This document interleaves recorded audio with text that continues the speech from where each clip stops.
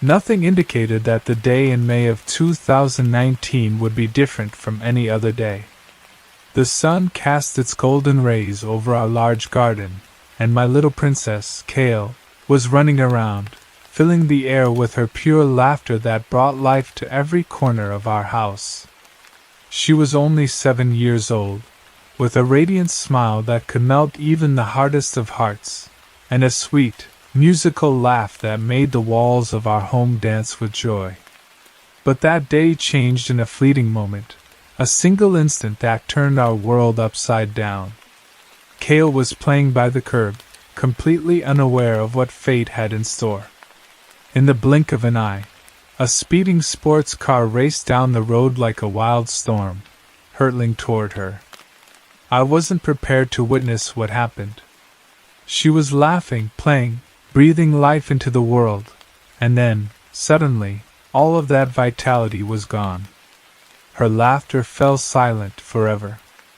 After her passing, our house, once filled with life, became a silent shell burdened with an indescribable sorrow.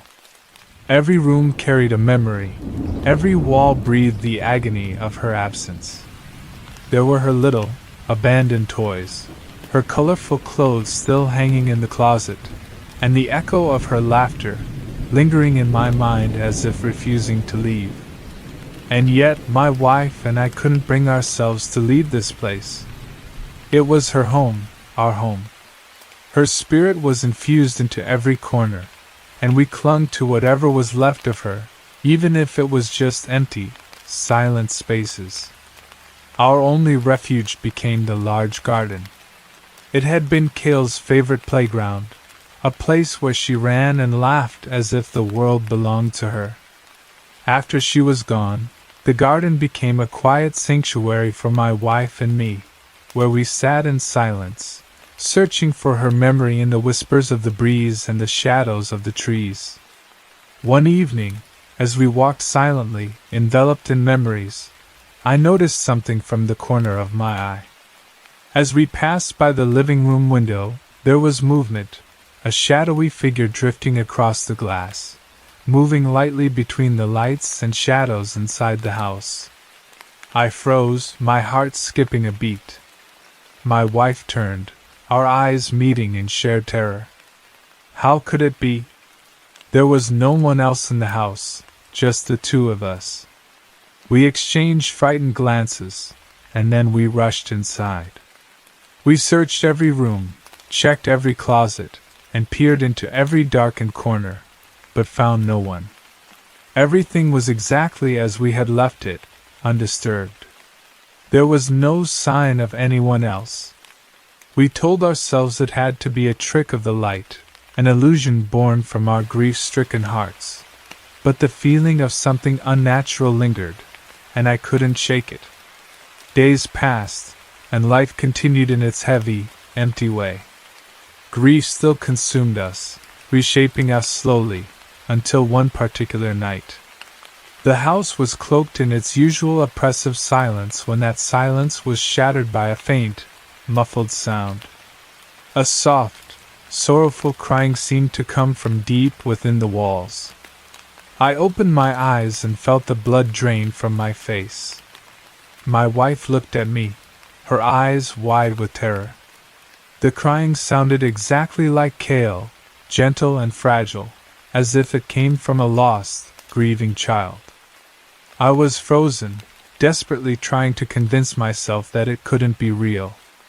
We got up and searched the house once more, combing through rooms, corners, and all the places where Kale had once played. But as we reached the last room, the crying ceased, leaving behind a silence heavier than before. We tried to tell ourselves it must have been the wind or perhaps an animal outside, but a chilling thought took root in my mind. Could Kale still be here, in some way? The next night I stayed up. I sat at my desk, trying to work on my laptop while my wife slept beside me. The house was eerily quiet, the only sound the faint hum of my laptop. Out of nowhere, a soft, slow knock echoed on the bedroom door. My hands froze over the keys, and the knock came again, gentle, almost hesitant. My heart raced as I turned slowly toward the door, just as it began to creak open.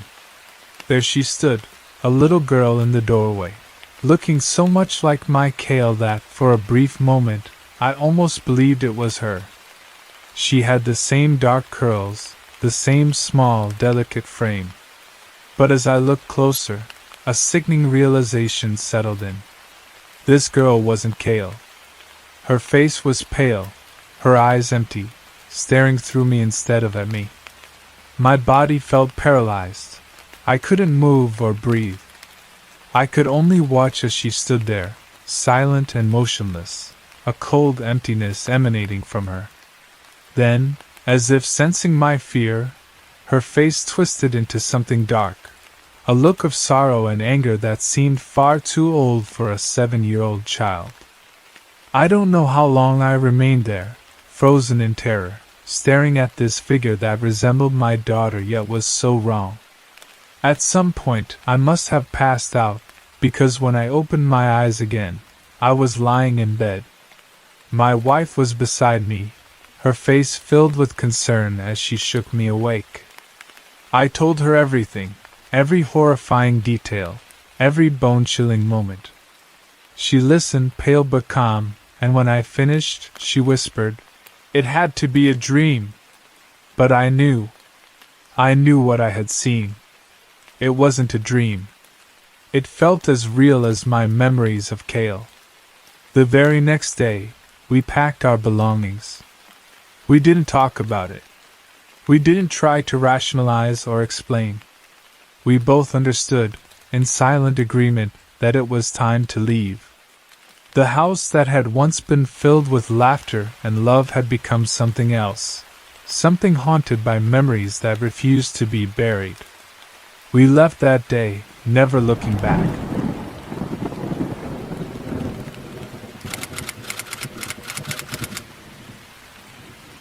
On a cold November night in 2019, the clock was nearing 9 p.m. I was alone at home, ready for a cozy, thrilling evening. My parents had gone to visit relatives for the weekend, leaving the entire house to me. I had planned to watch a horror movie and make the most of the experience. I turned off the lights, making the room completely dark to set the perfect mood. But as I rummaged through the kitchen for popcorn, I realized I had run out.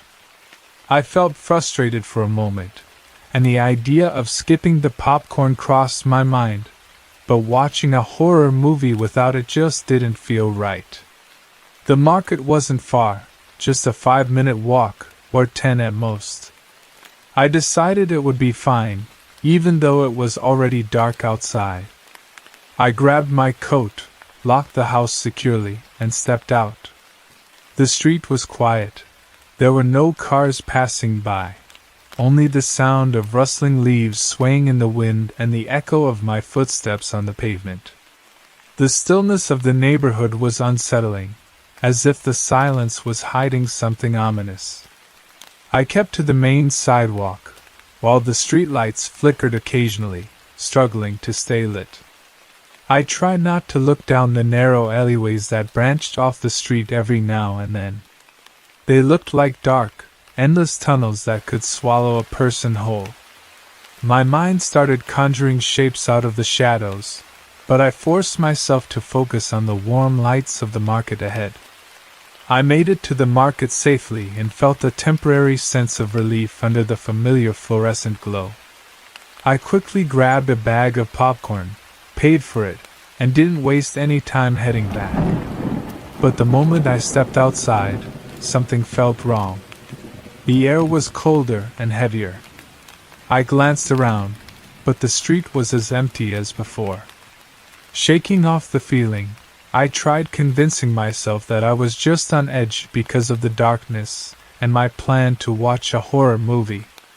Still, the sensation of being watched wouldn't go away. And then I saw him. At first, he was just a shape, a tall, shadowy figure standing under a broken streetlight on the opposite side of the road. I couldn't make out his face, only the outline of his body. He stood perfectly still in the darkest part of the street, almost as if he had been waiting for someone. For a moment, I tried to convince myself that he might just be an ordinary guy waiting for a friend. But as I got closer, I noticed he wasn't moving at all. He was facing me, staring directly in my direction. My stomach twisted with fear. I quickened my pace, telling myself not to look back. Just keep walking, I thought. He's probably harmless.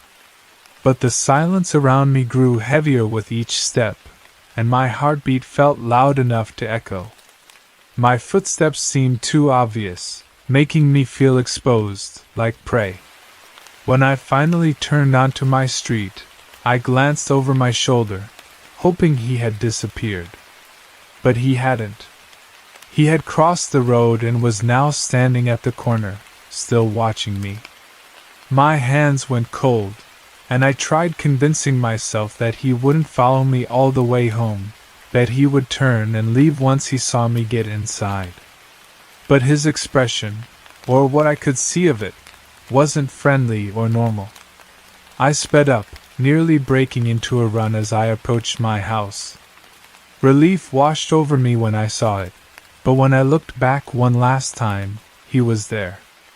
He stood right by my front door, just a few steps away, staring at me with an unbearable intensity.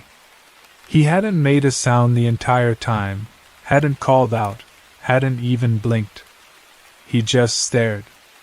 I didn't dare go inside, not with him so close. Instead, I rushed to my neighbor Mrs. Weller's house, banging on her door desperately. She finally opened, her face filled with concern and confusion, and I blurted out what had happened, barely able to catch my breath, pointing toward my house. She didn't hesitate for a second.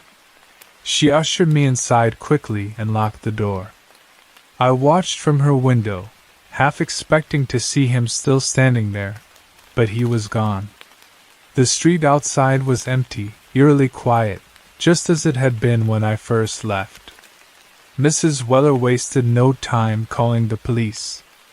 I sat next to her, feeling a strange mix of fear and disbelief, trying to convince myself that I hadn't imagined it. The police arrived within minutes, and 2 officers knocked on Mrs. Weller's door. I explained everything to them, every little detail. They seemed skeptical at first, but when they saw how shaken I was, they took it seriously. They searched the area around my house, the driveway, and the street corner where I had first seen him. They shone their flashlights into the dark alleyways and nearby bushes, but they found nothing, not a single trace of the man I had seen. Before we begin the next story, if you're visiting our channel for the first time, make sure to subscribe and activate the notification bell to receive upcoming horror stories. We need your support, so please share these stories with your friends and family. Thank you.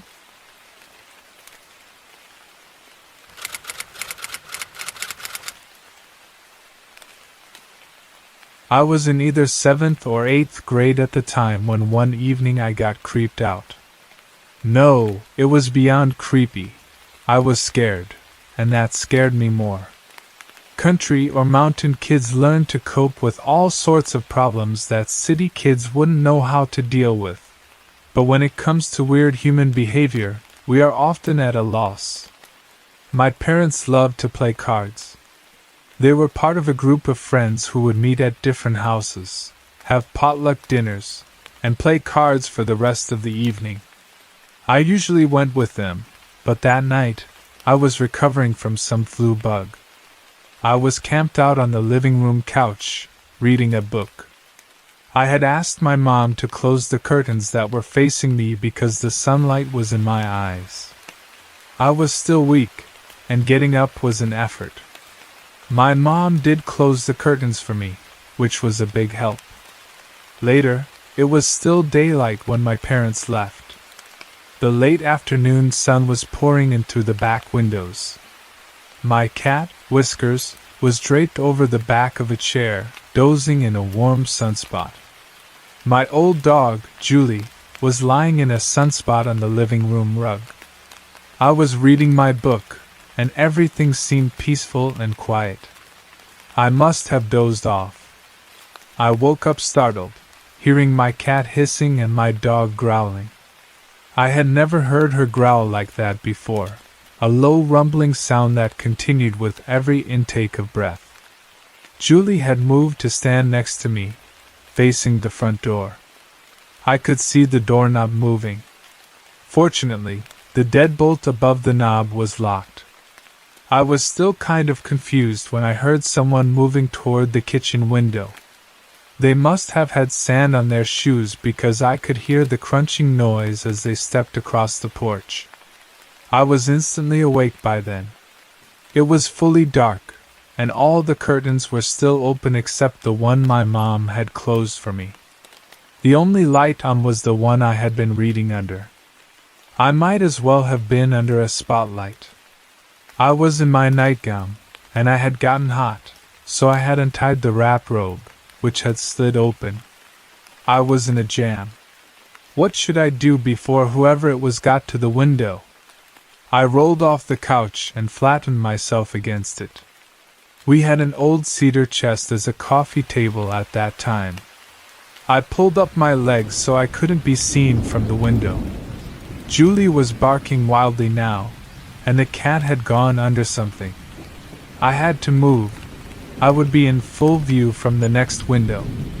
I got up, feeling dizzy, and moved across the living room toward the phone.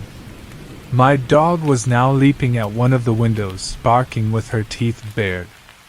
Whoever it was wasn't leaving. I had a hunch they knew I was alone. I didn't know how long they had been looking in before the dog started to growl, but what really spooked me was that the barking dog wasn't scaring them off. There was no one around to hear my dog. The campground close to us was closed for the winter, and we had the only house among weekend cabins. Unfortunately, it was Wednesday. I got to the phone by moving along the wall. At one point, I was pressed up against the wall under the window that they were looking into. Yes, I was sure it was a man from the height and the broad shoulders of the jacket I glimpsed when he moved away from one of the other windows. I lifted the phone and realized it was dead. At the same time, I heard the back door being tried. I froze for a minute because the back door had a glass window. I was dizzy and starting to panic when I remembered that my stepdad had a separate phone line put into his office at the other end of the house. I got up and ran down the hallway with my dog, locking the office door behind me just in case. Thank goodness that phone was working. I called my stepdad, who was just a mile away at the house where they were playing cards. The sheriff's station was on the other side of the lake. I needed someone to come fast. It took me a while to get him to understand, with the dog barking and me blabbering like an idiot, until I finally yelled, "Help! Come now! Someone is breaking in! They've cut the other phone line. If they get in, I'm going out another door and hiding outside." I was so dizzy, everything was spinning. I sat down on the floor under his desk, where I wouldn't be seen from the window, and hoped I wouldn't have to run outside. My dog found me and stood guard over me. She wasn't barking anymore, but her hackles were raised, and her lips were pulled back from her teeth. That frightened me more than when she was barking. It was as though she knew not to draw attention to where I was. It seemed like forever, but it was only a few minutes before I heard a siren. It turns out some of the people my parents were playing cards with were deputies. My dad and one of the deputies came into the house to find me, while a couple of other guys and a deputy searched outside. I was shaking cold from shock, and the office wasn't heated, so I was just plain old cold. The window on the back door had been broken, and there was blood on it. He had cut himself on the glass. The doorknob lock had been opened, But the deadbolt on that door was one that needed a key to open, so the guy couldn't get in. They caught the guy the next day. He went to the doctor's office for stitches. I got a relapse of the flu bug. Gee, I wonder why. After that, all the curtains were closed at sunset. Yes, I stayed home alone again, but I wasn't going to let anyone ruin my life by making me scared.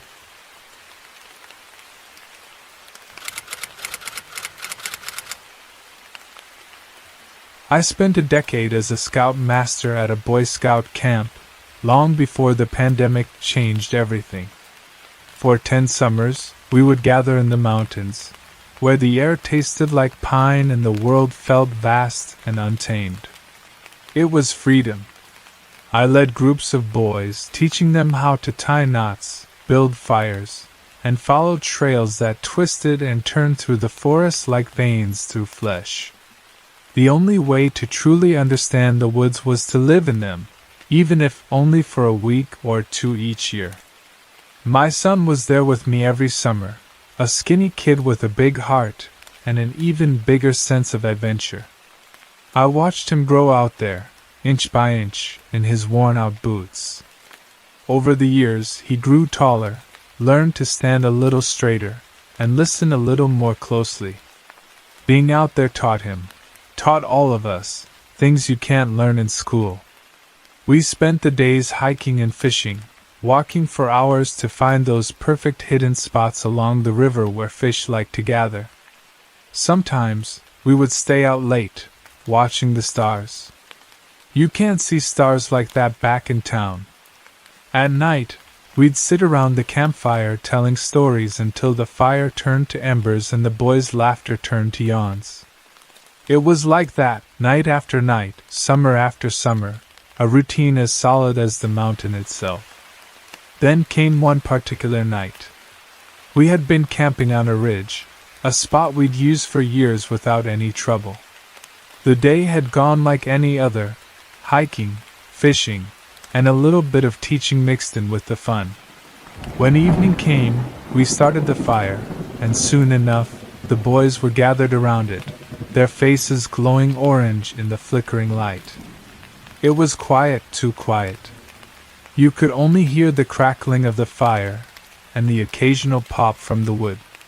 The trees were still, the air heavy.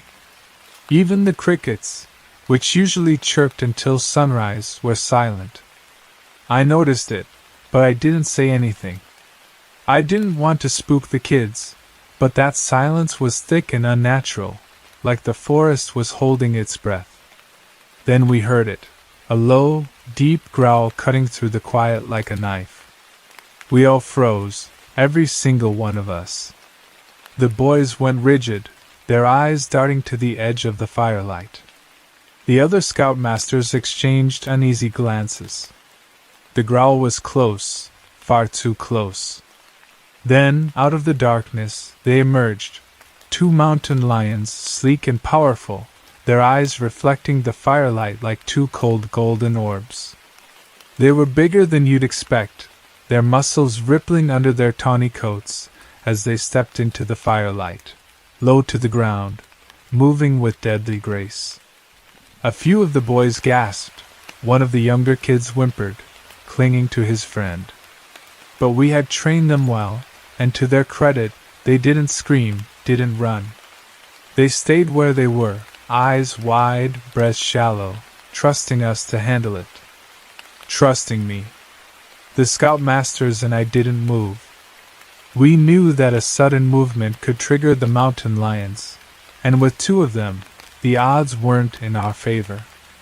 My pulse was thundering in my ears, my throat dry as sand, but I knew better than to show fear. I had to keep it together for them.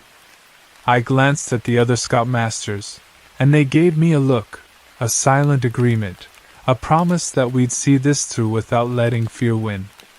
The lead scoutmaster, a guy named Hank, slowly reached for the rifle we kept at camp. We weren't hunters, and we never intended to use it unless there was a real emergency. But this felt like one of those times. Hank raised the rifle into the air, his movements deliberate and careful. He fired a single shot up toward the sky. The sound shattered the quiet, a booming echo that seemed to ripple through the forest. The mountain lions flinched, their eyes narrowing and their ears twitching. For a moment, they just stood there, weighing their options, and then, just as suddenly as they had appeared, they turned and melted back into the shadows, disappearing into the dark. For a while, no one moved. We all sat there, staring into the darkness where the mountain lions had been, the air thick with the smell of gunpowder and fear. My son, sitting next to me, let out a breath he'd been holding, and I'd put a hand on his shoulder, giving it a reassuring squeeze. Once we were sure the mountain lions were gone, Hank lowered the rifle and cleared his throat, breaking the silence that had settled over us. "Well, boys," he said, his voice steady, "I think that's enough excitement for one night." And that was it. The boys went back to their tents, whispering and murmuring, casting glances over their shoulders as they went. They were scared, sure, but they were also thrilled, riding that edge between fear and wonder, where you realize how close you've come to something wild, something real. That night, as I lay in my sleeping bag, staring up at the canvas of my tent, I thought about what we'd just been through. Those mountain lions had come so close that I could still feel the weight of their gaze, the cold intelligence in their eyes. They looked at us, and for a moment, it felt like they had seen right through us, as if we were just another part of the forest, just as much prey as any other creature out there. In the morning, we packed up and moved on, not saying much about the encounter, but I could see it in the boys' faces. They'd changed just a little. They'd tasted something rare, something that most people never get to feel.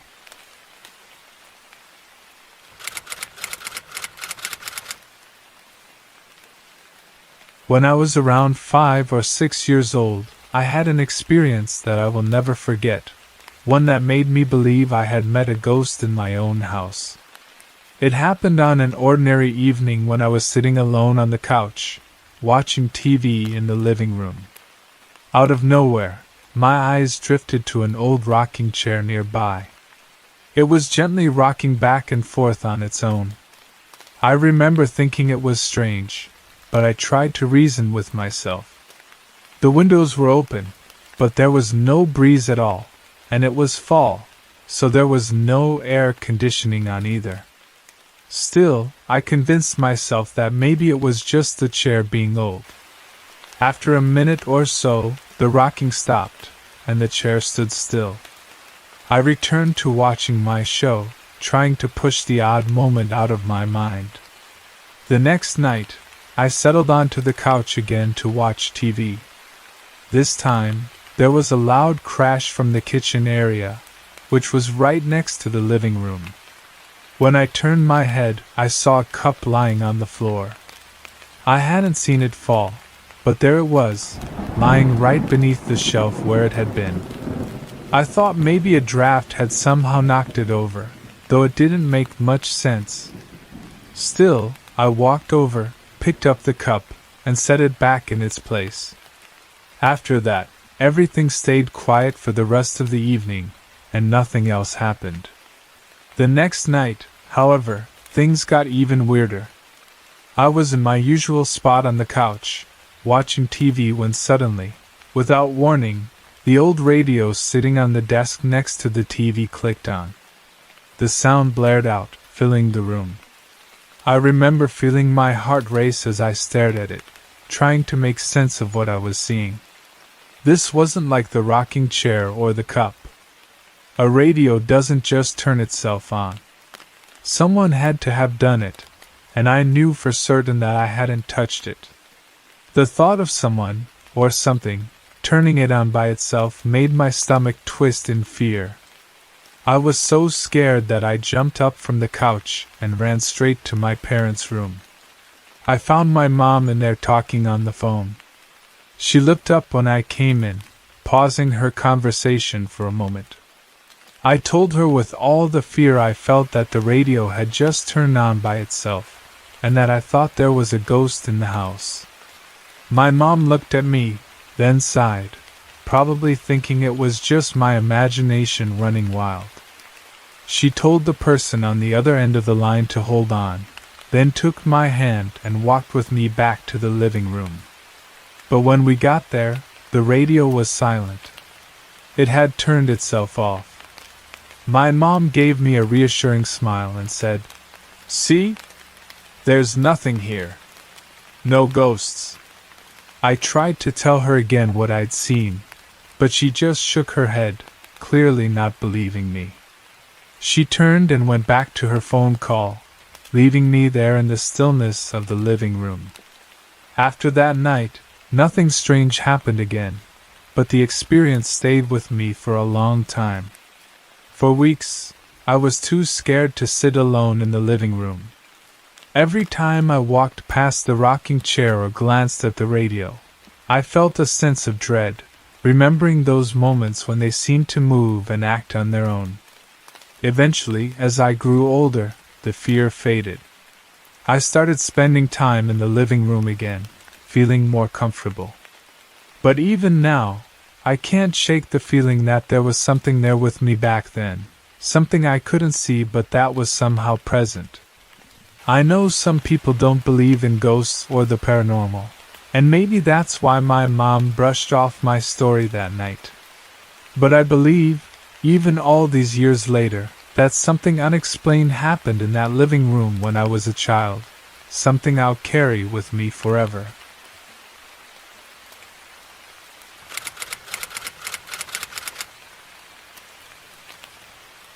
It was a cold morning in January 2012, and I was preparing to return to college life after the Christmas holiday.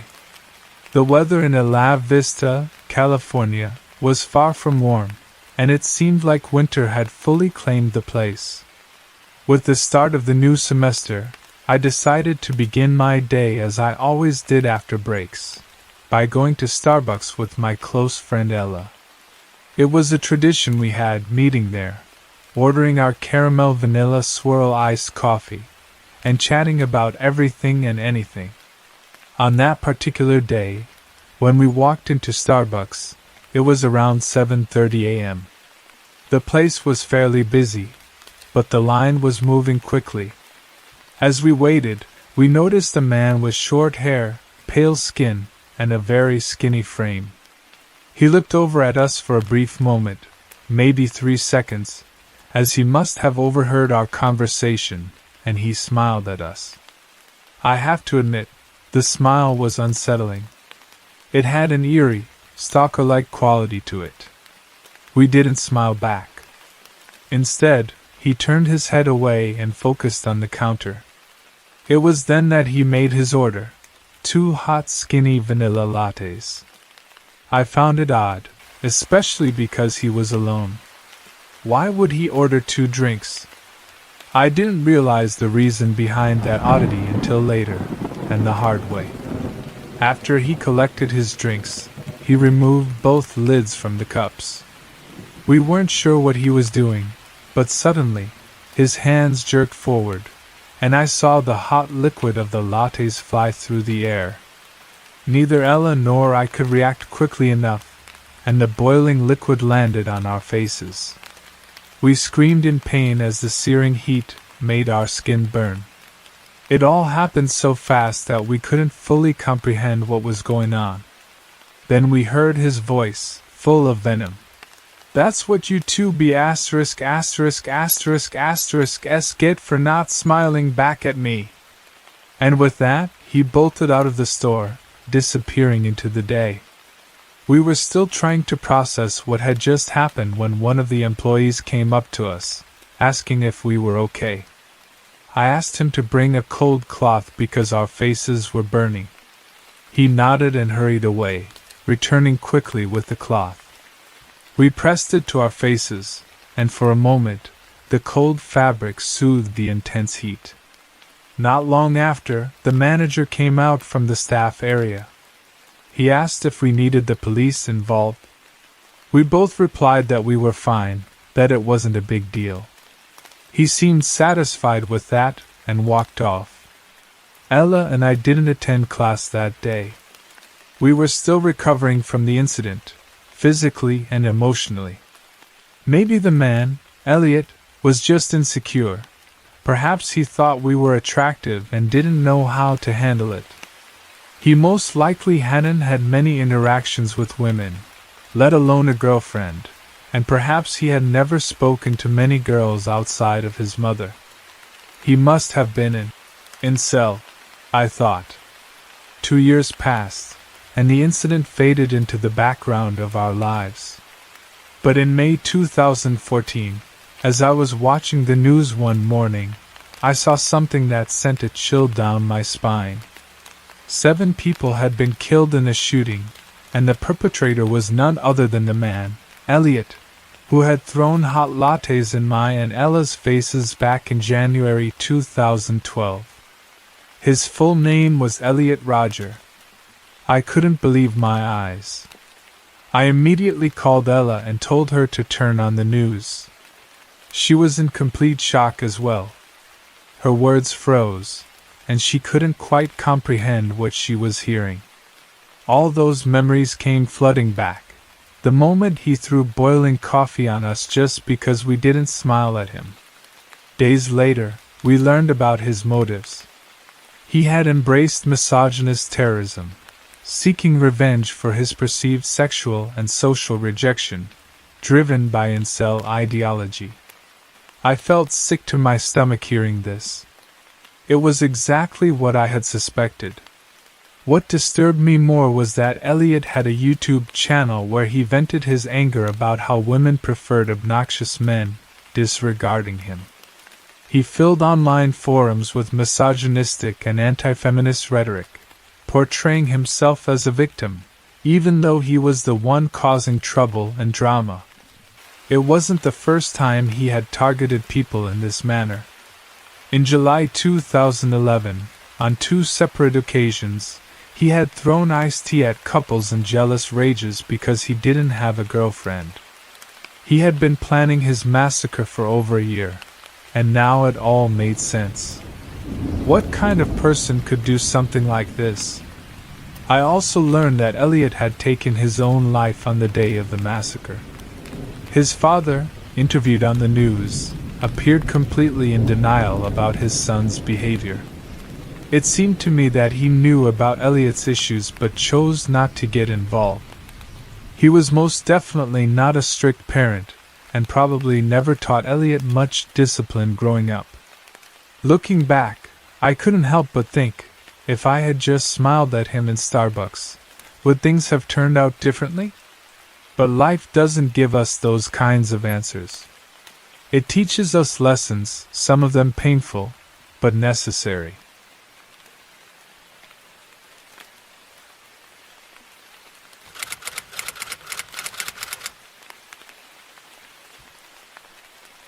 I've been a truck driver for 10 years now, and over time, driving at night became second nature to me.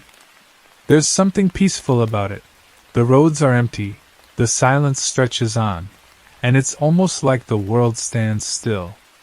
But sometimes, that stillness feels different, darker, as though the road itself is holding its breath, watching. I never thought I'd say this, but after what happened on the road from Vancouver to San Francisco, I'll never see those long, dark drives the same way again.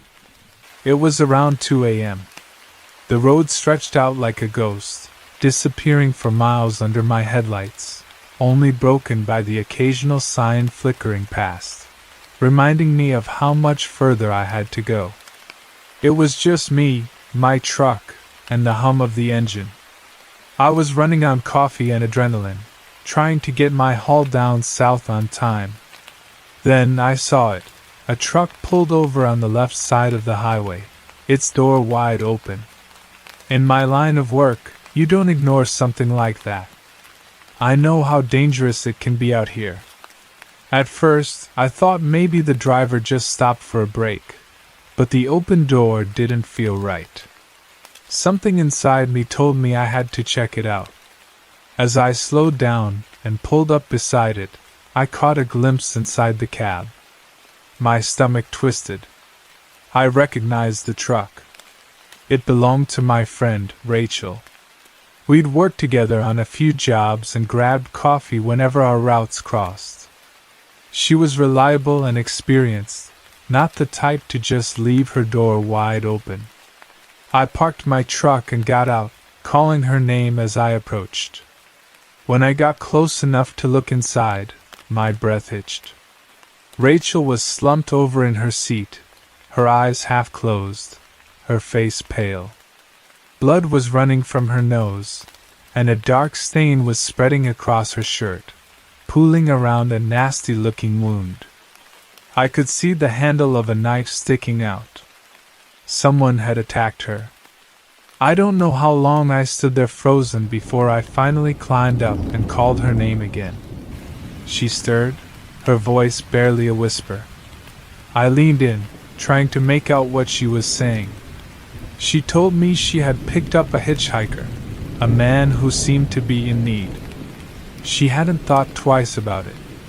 He looked harmless, tired, and grateful for the ride. But that was just his act. Not long after he got in, he pulled a knife, demanding her phone, her wallet, anything of value. When she hesitated, he didn't hold back. Rachel's hand trembled as she explained what had happened. Her voice was weak, and her breaths came in shallow, rapid bursts. I knew I had to act quickly. I fumbled for my phone, my hands shaking as I dialed 911. When the dispatcher picked up, I explained everything, my voice barely steady. They promised to send help right away, and I stayed with Rachel, talking to her and trying to keep her awake. The highway was eerily quiet as we waited. No cars, no sounds, just the wind cutting through the empty night. Every shadow seemed to stretch and shift beneath the weak glow of my truck's headlights. The road felt like it was closing in around us. It wasn't long before the flashing red and blue lights appeared in the distance, growing brighter as they approached. The police and an ambulance pulled up beside us, and I felt a strange relief as they took over. They carefully moved Rachel onto a stretcher, and the paramedics worked quickly, speaking to her in calm voices. I watched as they loaded her into the ambulance, and for a moment, I wondered if this was real.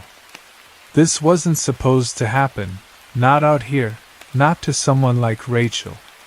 She was one of the toughest drivers I knew, but now she looked fragile, helpless, barely clinging to consciousness. As the police started questioning me, I told them everything Rachel had said. The officer nodded, taking notes, his expression grim. They'd seen this before, he said, people pretending to need help, targeting drivers alone on these isolated highways. It was becoming more common. The thought made me sick. After they took my statement, I called my manager and told him everything. He was shaken too, but he quickly arranged for another driver to take over Rachel's delivery. I watched as they took her truck, still smeared with blood, and another driver pulled up to complete the job. It was unsettling to see someone else in her seat taking her place, but that was the nature of the job. The wheels keep turning, no matter what. Once everything was settled, I got back into my truck, my hands still shaking as I gripped the wheel. The highway felt different now, more like a stranger, something hostile and unforgiving. As I pulled back onto the road, I found myself glancing into my side mirrors, half expecting to see shadows lurking behind me. The rest of the drive was a blur. Every hitchhiker and every abandoned car on the side of the road sent a spike of fear through me. I couldn't shake the image of Rachel slumped over in her seat, or the story of the man who'd done it. The police had said they'd try to track him down, but I knew the odds. Out here in the dark, it was like he'd vanished, swallowed up by the highway itself. As I reached my destination, I realized something that night, a hard lesson, one I never wanted to learn. You can never trust anyone, especially out here, alone in the dead of night. The open road may seem empty and quiet, but you never know what's hiding in the shadows, waiting for its chance to strike. Now, every time I climb into my truck, I check my locks, keep my phone close, and double-check every face I see. Because out here, miles from any town or help, you're on your own. And sometimes, the people who look like they need help are the ones you should fear the most.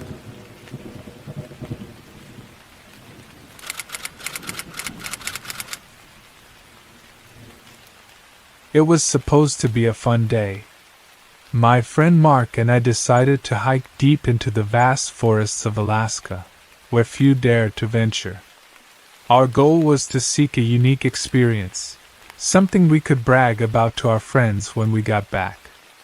The air in the Alaskan woods was thick with the scent of pine, and the tall trees towered over us, making us feel like we had entered another world, a world few had ever stepped into. While we were laughing, taking pictures, and joking about the stories we had heard of people getting lost in these woods, we assured ourselves that we would never become one of those stories. But as time passed, the darkness began to creep in. As the sun set behind the tall trees, we decided it was time to head back. The shadows stretched across the forest floor, and everything became eerily quiet. There were no bird calls, no wind rustling through the branches, just an unnerving silence. We tried to follow the path we came from, but every tree looked the same, and every trail seemed unfamiliar. Panic started to set in. We were lost.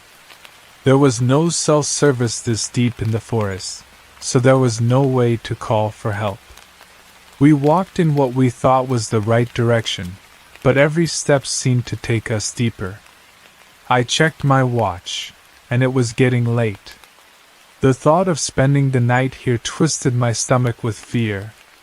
Then, through the growing darkness, I saw a faint light. It was a flashlight, held by a figure standing just a few yards away. A wave of relief washed over me. Finally, someone who could help. Mark and I exchanged nervous but hopeful glances. We waved our hands and shouted, "Hey! Excuse me! We're lost! Can you help us?" The figure didn't move. He just stood there, holding the flashlight low, casting a dim circle of light around his feet. His head was down, and his face was hidden in the shadows. I thought maybe he hadn't heard us, so we moved closer, still calling out. But as we got closer, something felt off. The way he was standing so still, like he was waiting for something. We stopped about 10 feet away, hoping he'd respond, but he stayed silent, not even nodding. I felt a prickling sensation of fear. Mark whispered, "Maybe he's hurt or something." But even as he said it, I could hear the doubt in his voice. Then, out of the darkness, more lights appeared, 1, then 2, then 3, until there were 6 flashlights moving toward us. 6 figures stepped into the dim light of the flashlight surrounding us. Each of them had their flashlights pointed at the ground, just like the first man, their faces still hidden in shadows. We froze. The forest was so quiet I could hear my heartbeat. The men didn't say a word. Not a sound. They just stood there, watching us, or at least I felt like they were. My throat went dry, and my legs felt like lead. We had to get out of there, but I couldn't make myself move.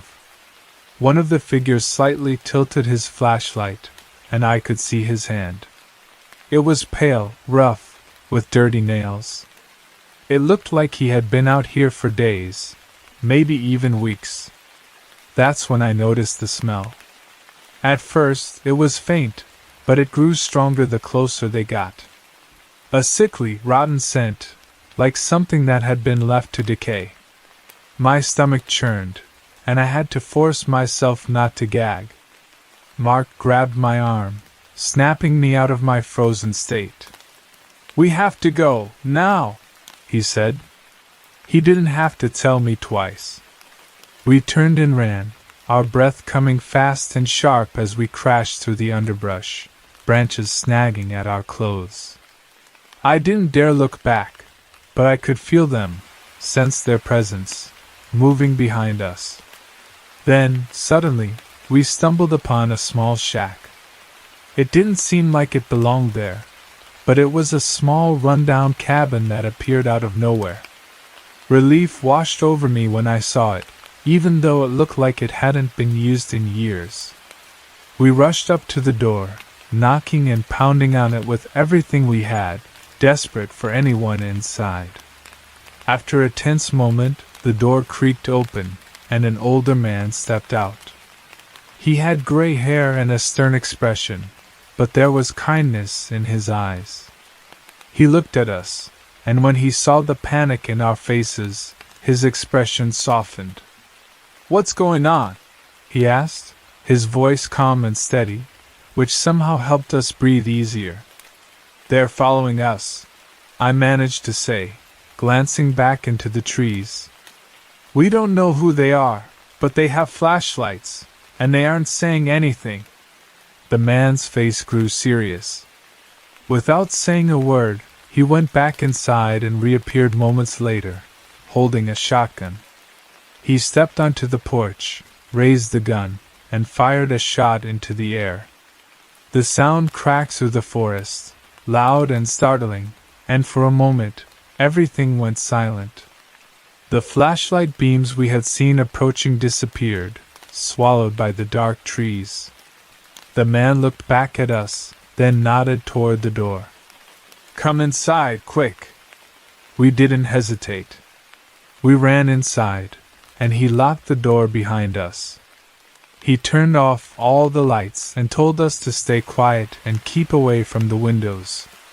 We sat in the dark, barely breathing, listening for any sign of the footsteps outside. But the forest was silent again, as though the men had vanished.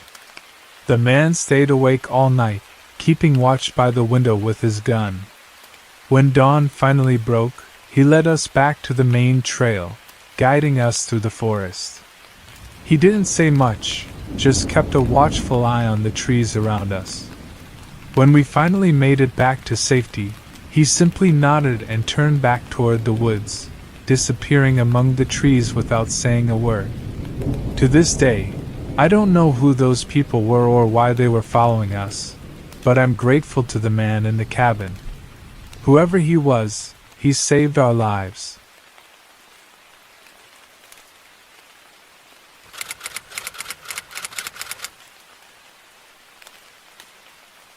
In May of 2018, my life was going smoothly, but I never expected that one night would change everything. I should start by saying that I'm a woman, and perhaps this adds an element of horror to what I went through, because I was still young at the time, and I never thought I would face what happened to me.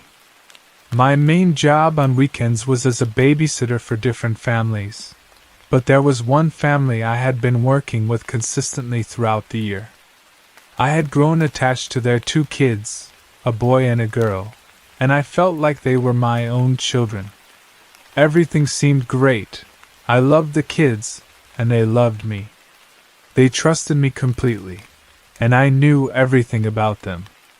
It was like we were a small family. Their father was a very busy man. He worked in finance and was always on the phone with business calls in his office while I spent time with the children. I didn't mind this. I had no issues with him working while I took care of his kids. He was very kind to me, and I never imagined anything out of the ordinary happening on that particular night. Everything was normal. He would pay me $350 each weekend. The money wasn't what mattered the most to me, though. I was saving it for the future to buy things I had dreamed about. But little did I know that night would be different from all the others. It was a Saturday evening around 9 p.m., and the children had already gone to bed. I took them in together and said goodnight to both. After I turned off the lights and closed the door behind me, I walked down the hallway to the kitchen to clean up. While I was washing the dishes, I heard footsteps behind me.